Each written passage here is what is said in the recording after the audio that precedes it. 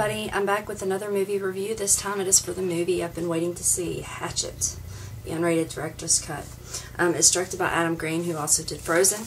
I've waited a long time to see it, and honestly, after watching Family Portraits, it was just what I needed. That dark, ominous atmosphere was taken to a whole campy another level, and it was wonderful. The film was everything that I hoped it would be. Basically, the movie, and to start, this will contain spoilers if you don't want. They're mild, but if you don't want to know certain things, please don't continue with the review. The movie is about a guy named Ben and his friend Marcus who have went to, and let me make sure I'm getting their names correct because I can mess up. Okay, and his friend Marcus who have traveled to New Orleans with friends.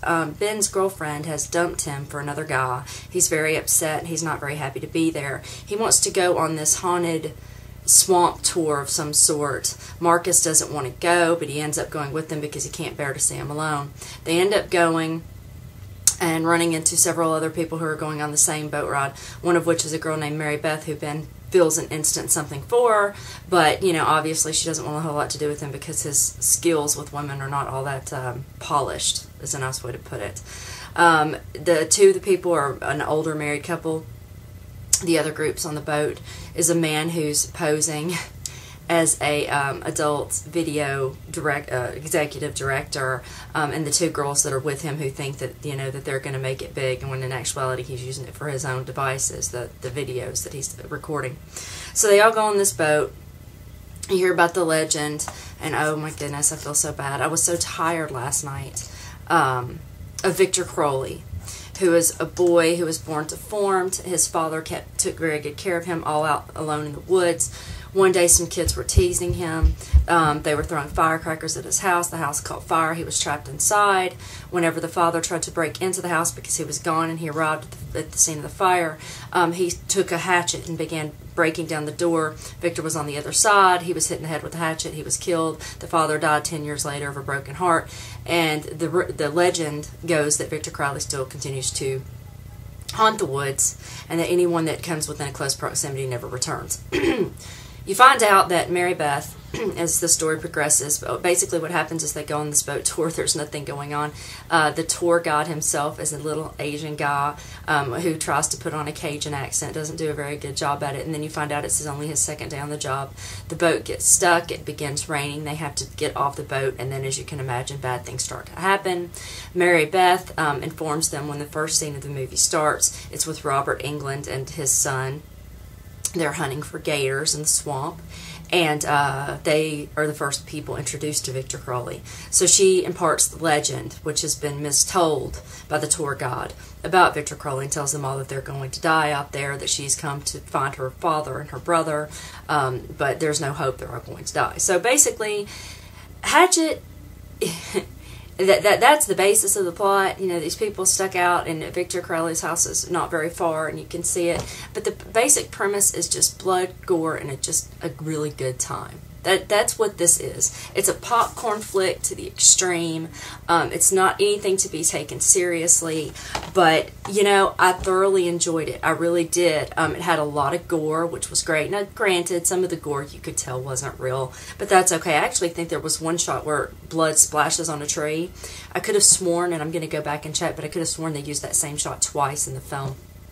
But essentially, you get just a lot of campiness, a lot of gore, a lot of yelling, a lot of screaming, and a not so happily ever after, if you will. I don't have problems with those kinds of films because, again, this isn't a movie that is like a suspense thriller where you're on the edge of your seat really, really scared for the people and wondering what's going to happen next. This is the kind of film where you go, okay, who's going to bot it next? I mean, and yes, that's kind of warped, but it's just the kind of flick that it is.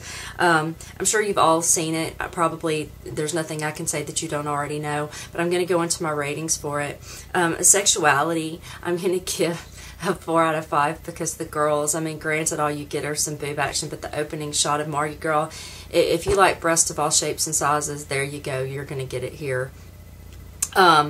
Violence, it's a violent film. I'm going to give it a 5, even though some of the stuff, you can tell it's fake. It doesn't really matter. I mean, people get ripped in half and their bodies and arms ripped off. You know, yeah, definitely a 5 out of 5. There comes the gore. Okay. Even though the gore is obviously, some of it is obviously not, it doesn't look realistic, I'm still going to give it a 4.5 out of 5 because there is a lot of it. I mean, I'm talking about girls getting like drill saws to the mouth or whatever the device was that the guy had. Again, arms being ripped off, bodies being ripped in half. Just all kinds of gory goodness. So, yeah, definitely 4.5 for the gore. My overall enjoyment of this film is going to be a 4 out of 5. It was exactly what I needed to pull me out of the funk I was experiencing after Family Portraits. I'm so glad that I watched it. I'm glad to have it a part of my collection. And, it, you know, I do enjoy good campy horror, and that's what this is. So I'm really glad that I've gotten it and I've had a chance to watch it. The next review coming up is Love Object. I hope I'll have that up today, so just look forward to it. I've actually got to go run some errands, so I'll have to probably do that review when I return. But in any event, I wanted to thank all of you for stopping by again, for your wonderful comments, and for being so generous, and for allowing me to rant yesterday. I really appreciate it. Sometimes you just have to let things out to, you know, feel better about everything. So I hope you all have a fantastic weekend. Hopefully I'll be back with the review for Love Object later today. Talk to you all soon. Bye.